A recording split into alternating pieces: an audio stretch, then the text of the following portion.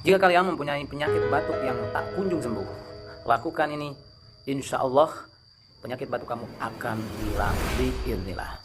Caranya, sediakan wedang jahe, madu, dan air kunyit. Dan setelah yang barusan saya sebutkan itu sudah siap, kalian tulis wafak ini.